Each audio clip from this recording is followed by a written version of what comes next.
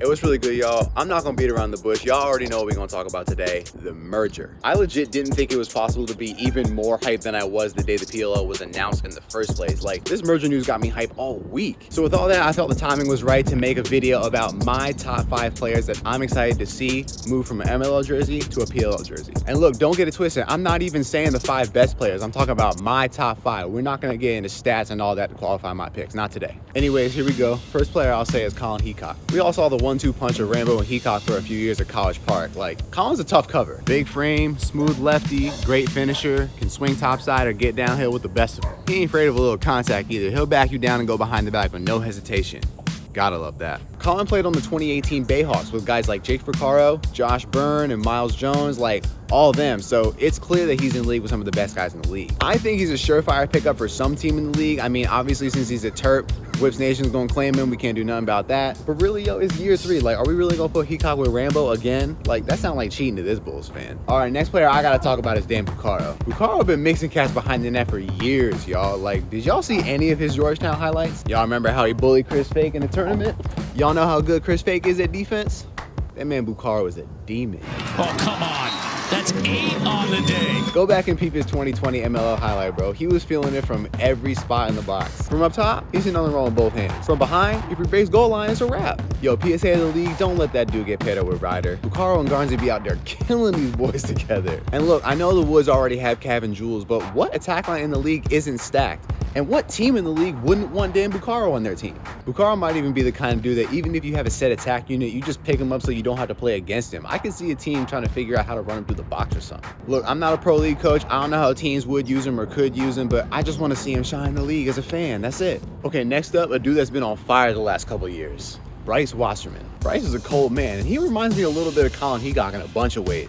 And not just that they both rock number 2. He's quick, he's strong, he's a good range shooter, and he's got a similar body type, so he's got a similar game as Colin around the crease area. So I feel like if you like Colin in a specific situation, you probably like Bryce there too. And not for nothing, but in case you hadn't heard, Bryce was the MLL MVP this past summer. To me, he seems like another player where if you don't have a spot at attack, maybe you just run him out of the box. I don't know. I just don't see a world where Bryce isn't a stud in the PLL. Is this guy really that good?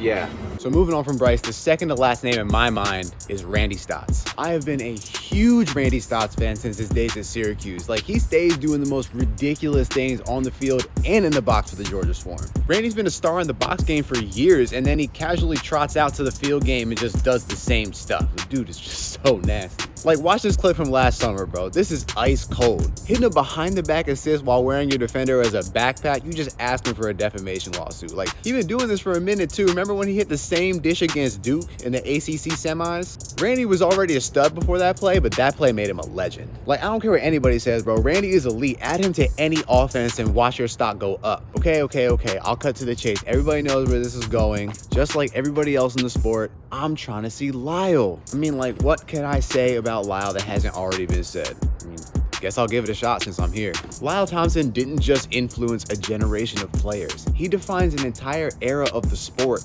Period. Now look, this is a video for another day, but half of the stuff that we see on high school fields today, we didn't see any of that before Lyle's days at Albany. Lyle is a generational talent that belongs in the same sentence as Gate and Powell, and that's something that nobody else in the sport can say. So we can go back and forth and debate all day long on what team he's gonna land on, how that team's gonna use him, what his stats will be like, and like, trust me, those arguments will happen. So in my opinion, the heaviest part of Lyle coming to the PLL is the simple magnitude of a player of that stature being in the league in the first place. PLL fans have been in the comment section since 2018 sounding like the seagulls from Finding Nemo asking where's Lyle. So yeah, y'all can call me corny or whatever you want to call me. I'm excited for his goals and his assists and his highlight plays, but what I'm most excited for is just his presence in the league. The sunset is bananas. I love OB, man.